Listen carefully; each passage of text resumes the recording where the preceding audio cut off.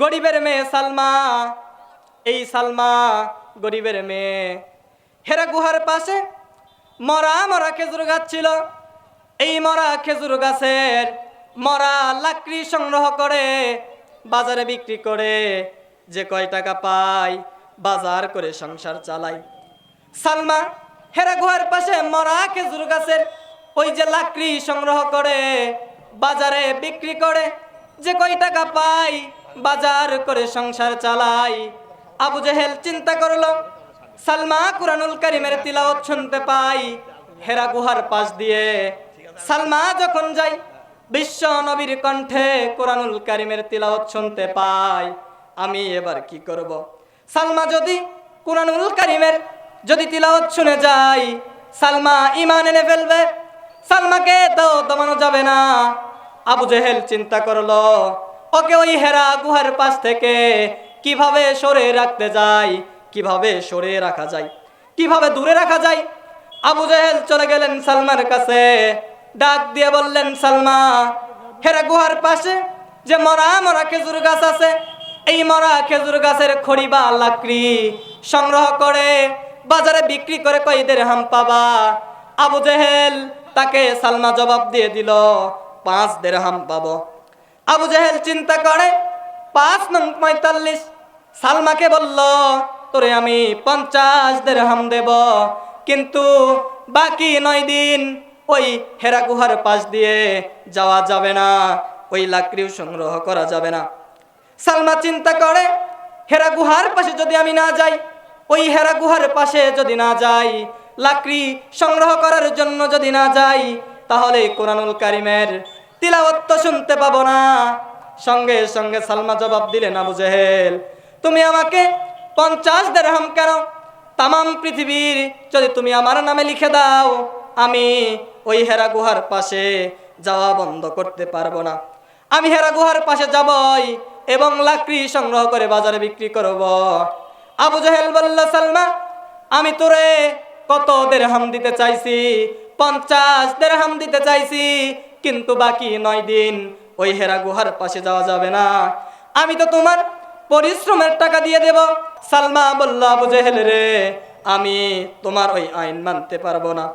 আমি যাবই বিশ্ব নবীর কণ্ঠে কুরআনুল কারীম শুনব, লাকড়ি খড়ি সংগ্রহ করে বাজারে বিক্রি করব।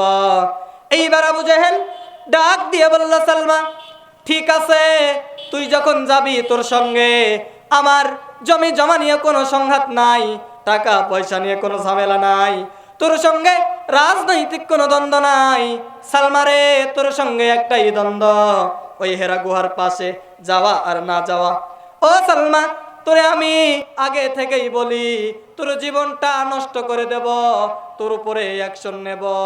তুই আর ওই হেরা গুহার পাশ দিয়ে যাস না, তুই আর লাকড়ি সংগ্রহ করার জন্য যাস না। সালমা ডাক দিয়ে বলল, আবু জেহেল, তুমি যদি আমাকে অ্যাকশন কেন, পৃথিবীর ময়দান থেকে বিদায় করে দাও, এরপরে ওই হেরা গুহার পাশে যাওয়া বন্ধ করা আমার দ্বারা সম্ভব নয়। সঙ্গে সঙ্গে আবু জেহেল বলল, সালমা, সোজা আঙুলে যদি ঘি না ওঠে, আঙুলটা বাঁকা করা লাগবে। আবু জেহেলের আঙুল বাঁকা করা মানে, আবু জেহেল আঙুলটা বাঁকা করবে, তার মানে সে ইয়ামিন থেকে একটা তাজা ঘোড়া কিনেছিল, ঘোড়াটা তার সাথেই ছিল। ডাক দিয়ে তার চামচাদেরকে বলে দিল, হে আমার চামচারা, একটা কথা জেনে রাখো, ওই যে আমার চিরদুশমন সালমা, একে তোমরা আমার ওই তাজা ঘোড়ার সামনে, তাজা ঘোড়ার লেজের সঙ্গে হাত দুটো টান টান করে বেঁধে দাও। আমার চিরদুশমন সালমাকে আমার এই ঘোড়ার দ্বারা নির্যাতন চালাবো। তোমরা ওই ঘোড়ার লেজের সঙ্গে সালমার 2টা হাত টান টান করে বেঁধে দাও। তার ওই নেতাগুলো, চামচাগুলো সঙ্গে সঙ্গে ওই যে ইয়ামিন থেকে তাজা ঘোড়া কিনেছিল, ঘোড়াটার লেজের সঙ্গে সালমার হাতটা বেঁধে দিল। আবু জেহেল ডাক দিয়ে বলল, হে ঘোড়া, আমার চিরদুশমন সালমাকে তোর দ্বারা নির্যাতন চালাবো। আমি যদি বলি তুই সামনে যা, তুই সামনে যাবি, আমি যদি বলি তুই পিছনে যা, তাইলে শুয়ে পড়বি। আমার চিরদুশমন সালমাকে তোর দ্বারা নির্যাতন চালাবো। সঙ্গে সঙ্গে ঘোড়াটা আল্লাহর কাছে ফরিয়াদ করলেন। রব্বুল আলামিন কুরআনুল কারীমের প্রেমিকাকে এই আমার দ্বারা নির্যাতন করবে, আমার জীবন থাকা পর্যন্ত আমি এইটা মেনে নেব না। আবু জাহেল চিন্তা করলো এর দ্বারা তো হবে না, তাহলে আঙুল সোজা আঙুলে যখন ঘি উঠবে না, আঙুলটা বাঁকা করা লাগবে। তার দলের লিডারদেরকে, ওই চামচাদেরকে ডাক দিয়ে বললেন, এই ঘোড়ার লেজ থেকে সালমার হাত দুটো খুলে নাও, গাছের সঙ্গে টান টান করে বেঁধে দাও।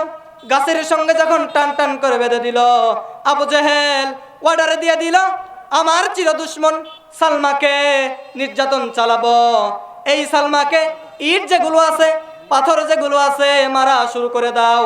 সালমাকে ইটার পাথর মারা শুরু করে দিল। সালমার শরীরটা একদম একদম থেতলে হয়ে গেল। আবু জেহেল বলল, সালমারে তোরে আমি ছেড়ে দেব, তুই একটা কাজ কর, শুধু বলে দে আমি ওই হেরা গুহার পাশে যাব না, বিশ্ব নবীর কণ্ঠে কোরআনুল কারিমের তিলাওয়াত শুনবো না, একটা আবার বলে দে।